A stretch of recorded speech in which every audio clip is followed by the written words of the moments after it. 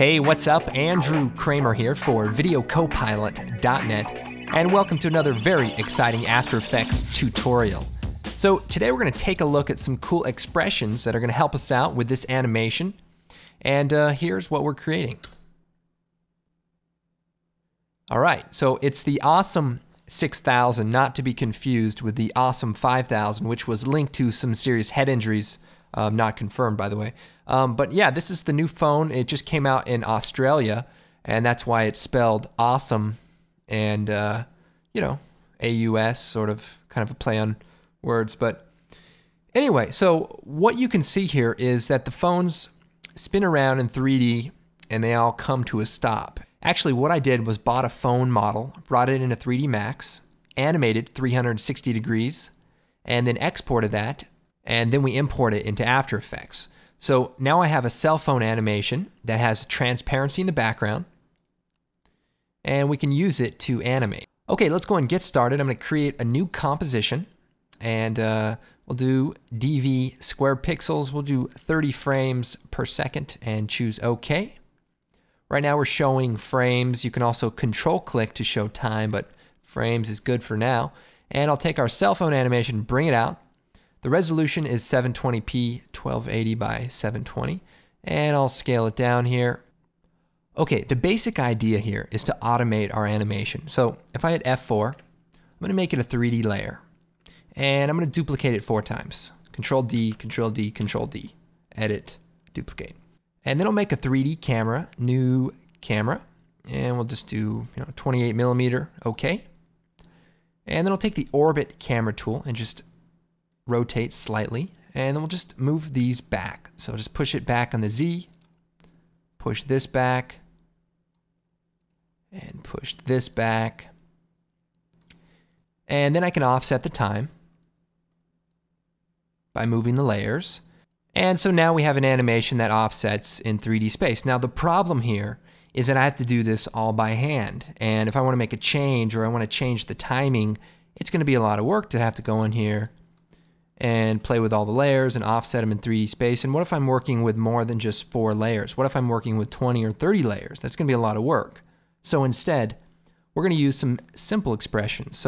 And we'll reset our camera, I'll delete it and create a new camera. And so now we have our comp. We'll go ahead, shut off the 3D layer switch for now. What I'm going to do is create a new adjustment layer. And we'll call it controller. And then we're going to add an expression slider. So we'll choose expression control, slider control. And we'll call this multiplier. And what this is going to do is offset each layer in seconds based on what this is set. So if it's set to 1, it's going to offset the layers 1 second in time. It will, not yet. But first, right click, choose time, enable time remapping. And then we're going to alt click on the stopwatch. So alt click, and that brings up our expressions. And let's go ahead, hit E, bring up that slider so we can see it. And so here's our time remap. And what I'm going to type in here is time. And what that says is to play back in real time. So nothing's changed. Well, what if I do time minus 1? Time minus 1. Well, now I have to wait a second, and then it plays. So I've offset it by 1 second. And if I do 1.5, now it's offset 1.5 seconds. Now, likewise, if I delete that, say minus, and I link to this, well, now it's going to offset based on the slider control. And I'm going to right click, choose edit value, and we'll set it from 0 to 3, and bring this down.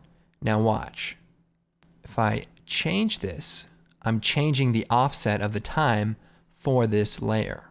Now, to make it easy and repeatable, go ahead and move the phone layer to the top position, number 1 position, because we're going to use that number to drive this animation. So right now it's saying time minus this multiplier, so time minus 1.01. Well, let's delete that. Let's write something a little more crafty. So I'm going to choose time minus, and we're going to do parentheses, and we're going to do index. Index is the reference for the layer number. So index meaning layer number 1. And it can also be used as a number. So index equals 1. Index times star controller another parentheses. So just close it out. So this all gets calculated and then is taken time minus that value. So now if I change it, it works just the same. The only difference is the multiplier now affects based on the layer number. So if I duplicate this, now what we have, if I move these over, is you have 2 layers that are now offset by 1.17 seconds. So let's set that to 0.2. So now the layers are 0.2 seconds off. If I duplicate another one, Control D, say move that one over, move that one over. I've created a pretty cool animation that is very easy to control. I can change this.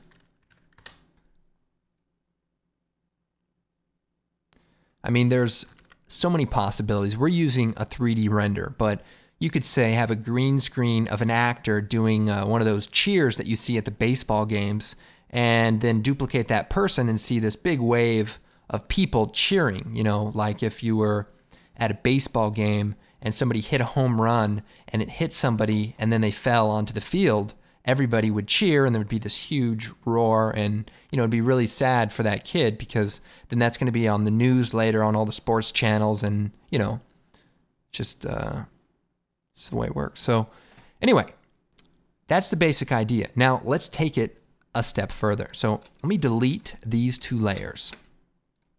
What we're going to do is add another slider control. I'm going to hit Edit, Duplicate, and we're going to call this Offset. Now the offset is going to be the position offset. So we're going to turn on the 3D layer switch, and that way our layer is 3D. Go ahead and hit P, reset the position back to the center, and I'll hit U to bring up our expression again, and I'll hit Shift P. So what I want to do now is add an offset in Z space. So I want there to be a layer here, and I want to duplicate that and that layer to be behind it in Z space. So what we'll do is Alt-click on the position, and we're going to type value. Now this operator basically says use the current value. So whatever it is what it does. So we're going to do value plus, and we have to do an array. And what this is if I do a bracket, 0, 0, 0, close the bracket, all that says is value plus 0 for this, 0 for that, and 0 for that. So X, Y, Z gets 0. So I could add, I could add 100 here, and it would see, it changes 100. I could do, anything I want. I can do anything I want. It's simply a way to add a value to a specific parameter, X, Y, or Z. In this case, we want to add it to the Z parameter. So we'll delete the 0, and we're going to add in a little expression. We're going to type index times offset. And so we can put it in parentheses even though we don't have to, because it comes after that comma, and everything between that comma and the end bracket is going to be calculated as one item. But just for the sake of clean code, we'll do it that way. Now the offset, this is pixels. So let's do, say, 250 pixels. So it doesn't make much of a change because we only have one layer, but duplicate it, duplicate it, duplicate it. Now we have 5 copies. Well, watch this. Uh-oh. Now we're talking. So I can go into the controller, change the offset, make it less. Edit value. Let's set it from 0 to 1,000. And that way it just slides around from 0 to 1,000, just like that. And remember, this is animatable too. I mean, I don't know if you'd want to, but you can animate these properties as well. So for the time, 0.1, let's set it to 0.2, and we'll set this to say 300, and we'll check our animation out.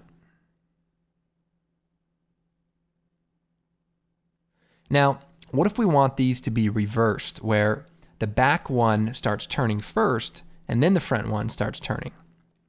Well, what we can do is set the offset to -300.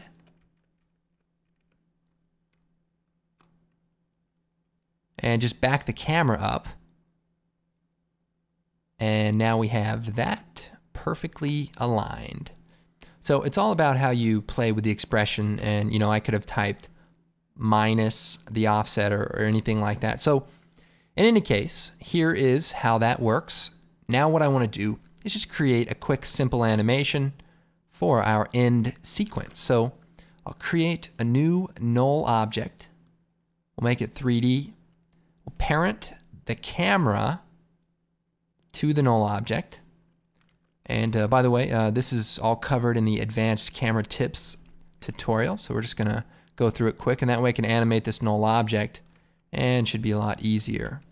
So I'll hit P, go to the beginning right before they start turning around, set a keyframe, and let's go forward closer to our phone. And we can also offset this. And we'll go just past it so that it comes into view. And we'll go forward, and we'll go and animate back until it's right there in the middle. And the animation finishes just about here. So we'll move that forward. Hit F9 or right click and choose Keyframe Assistant Easy Ease. And then we'll smooth out that. And so now the animation comes to a stop right here at the end. And let's go and take a quick preview. All right, so that's pretty cool, and obviously it is very easy to adjust. So if I want this to be faster, I can go into the controller, say do 0.1, and that way it all comes together rather quickly. Find that position, move this keyframe over. So now they come together a lot quicker. I mean, this is the awesome 6000. I mean, it should be, fast, in-your-face, action-packed. So now that we have this done, we can go ahead and make a few adjustments. I can move the camera down to sort of reposition this shot. Make sure it still looks good here. So what I've done is I've animated the null object, and now I'm just repositioning the camera after the fact. Now, all the layers are sort of oriented slightly away from the camera. So they're at sort of an angle. If we go to the top view, we can see the layers here, and our camera's right here. So they're not quite looking at the camera. So we can take all the layers, hold down Shift, choose Transform Auto Orient, and set it to orient towards camera. And that way, they'll always be looking right at the camera, and should look a lot better. However, that sometimes causes some weird things. So what I'm just going to do for this shot, shut it to off, go to the top view, hit R, and we're going to just rotate it until it's looking just about at the camera. We can go to the active camera to just make sure we're looking, and we can get these lines to be parallel, and we should be pretty close. So see, those are parallel with the box. That kind of means that they're facing the camera. So that'll just make this look a lot cleaner and a lot neater when we do the final composite. So speaking of which, this is our phone composition. So we'll call this phone, and let's go and create the world in which it's going to exist. Okay, so we have the awesome 6000. Now we need to create an awesome world. So let's create a new comp. We'll do the same settings. I'll choose OK. All right, let's just get going. I'm going to create a new solid. Make it black. Call this grad background. We'll choose effect generate ramp, and we'll do red and black. We'll do radial and space this out a little bit. And let's go and create a new solid. We're making lots of these. Effect, noise and grain, fractal noise. And for this, we're going to go into the transform settings, uncheck uniform, and we're going to scale up the height a lot. And then we'll choose F4 and change it to add or multiply. That's better. And then we'll go to the grad background and bring this down a little bit more so it's a little bit redder. Okay. Then we'll create another new red solid.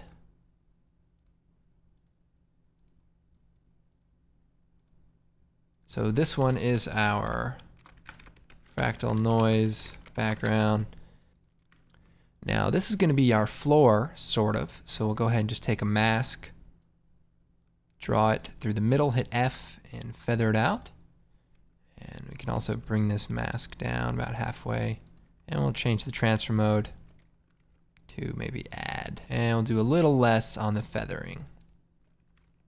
So that looks good.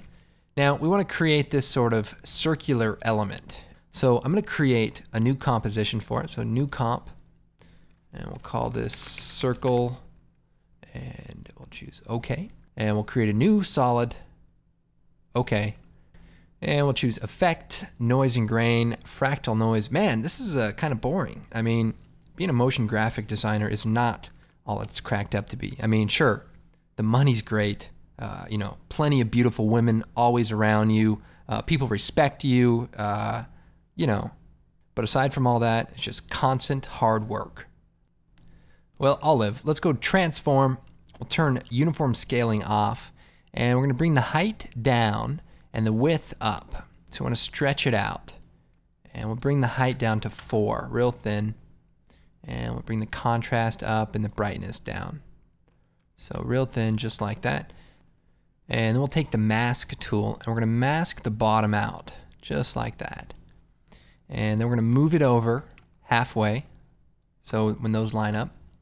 I'll choose Effect, Blur, Fast Blur, horizontal only. Increase that, and that way it's kind of soft right here.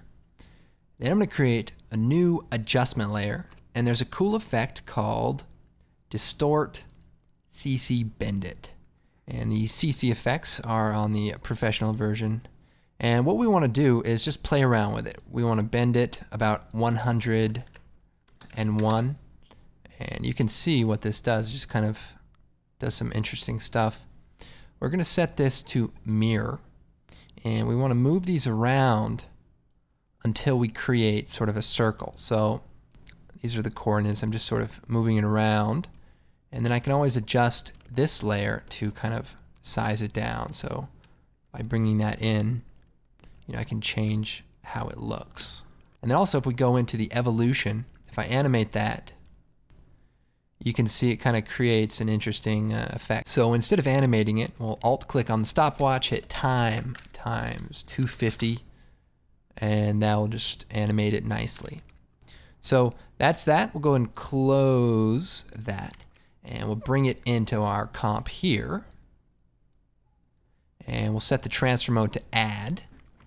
And we can also colorize it if we choose Effect, Color Correction, Hue and Saturation. And then if we just do colorize, we can offset the hue, you know, for like an orange color or, you know, anything like that. So if we want to make it a little more sparse, what we can do is go into that circle and increase the contrast and lower the brightness. And that way there's just a little bit less going on there. So it's kind of cool. So we'll go back to our comp and we'll hit F4. We'll turn on the 3D layer switch. We'll move it back and then we'll duplicate it, edit, duplicate. We'll move it forward just a bit, take the rotate tool and we'll rotate it flat. And then move it down so it looks like it's on the floor. And then we'll scale it up. Also sort of rotate it towards us a little bit.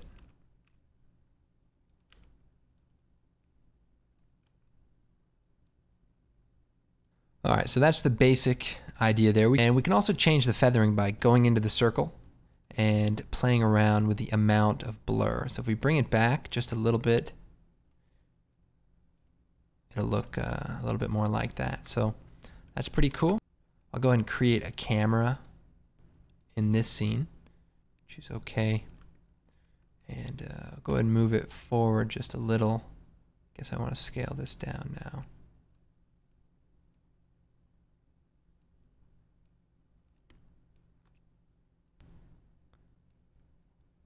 So something like that, and it animates, kind of cool.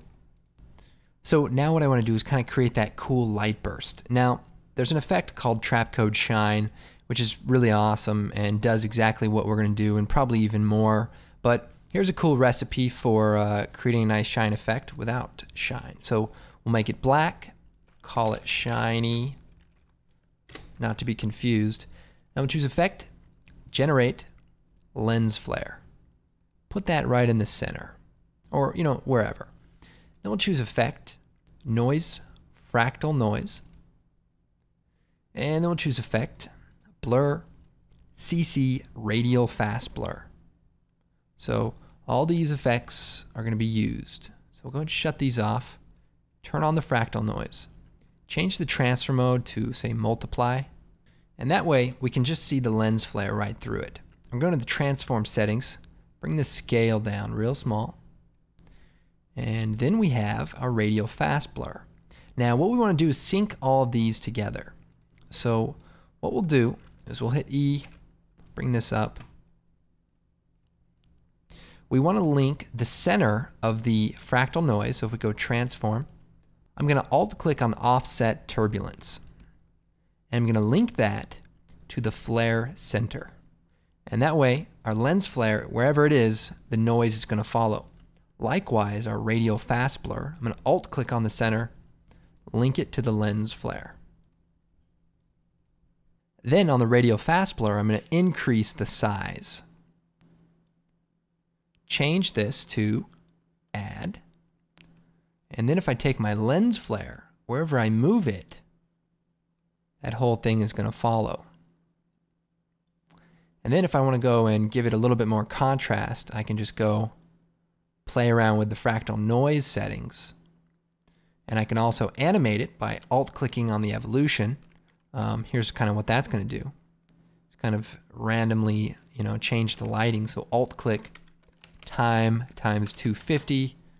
And so now we have kind of a cool animation there. Also, if we change the scaling, it'll change the way the light looks. So if you go real small, then you kind of see that effect. And I can also duplicate the radial fast blur, which will kind of smooth it out. And if we bring the amount down. So that's kind of the idea. Now if I want it to be a little brighter, I can choose Effect, Color Correction, Curves, increase the brightness, and there you have it. So just give it a little bit of a contrast curve. Go into the blue channel, bring that down. That way we kind of have a golden color. Looking pretty good. We'll go into the project. We'll take our phone, bring that out. And line this animation up. And we want to go ahead and sort of position this correctly. So we'll take our background circle and we'll scale it up. And we also want to brighten our phone layer. So we'll choose Effect, Color Correction, Curves. We'll brighten that up a bit. That looks good. We can also probably add a nice glow. But before we do, let's go and shrink the size of the phone. So to shrink it, we're just going to move the camera back with the null object. So we'll go here and we'll just back it up a little bit further and move it over so that the phone is still centered. So that looks nice. And to give it more perspective even, you can change the camera type and do, like a 20mm lens and then move the null object back into position. And so it's just much more of a perspective because the front one is going to be larger than the ones in the back. So just make sure the animation still looks good. Now that it's a wider angle, we need to back this up a little bit more at the first frame. So there we go. Back into the final comp. Still looking good. We can take our circle and we'll move it over so that it's centered.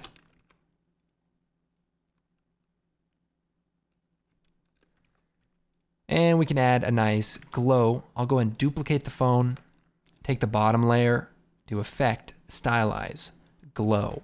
And we can do alpha channel. So the glow's on the alpha. We composite on top. We'll do a red color, and we'll do sort of a yellow color. Now, the reason I made a copy instead of applying it to that layer is I like to change the transfer mode of the glow so that it looks better. And then I can also duplicate the glow and increase the radius. So there's 2 copies, and that just looks really nice and blends well with the scene. So I can also animate the camera in this scene. So I can just take the position, hit P, set the keyframe, move forward,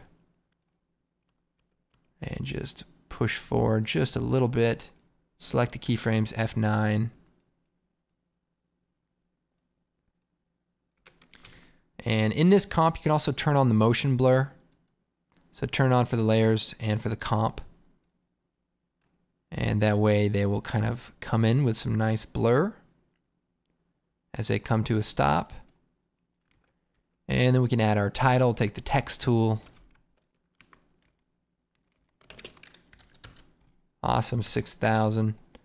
And scale this down, there we go. Now, one last thing you might do is you go into the phones, and sometimes they show you the optional colors. So you could take, say, the second phone, choose color correction, hue and saturation, go to the red channel, and we can sort of offset the color. So we could do like a tan kind of color. Usually have the front phone is kind of a cool color, and then you have the other colors behind the phone, or the secondary phones aren't always very cool looking colors, and those are for the people who want to be different but in actuality are not. So that's that's definitely the idea there, and I hope you guys enjoyed this tutorial. Of course, visit our site all the time. We love it. videocopilot.net. Great tutorials, great products. Our DVDs are fantastic, and remember, your support is what helps us run this site, so we appreciate it, and you're definitely going to learn a lot of stuff, so be sure to check those out, get you started right away. So I'm Andrew Kramer with videocopilot.net. We'll see you next time.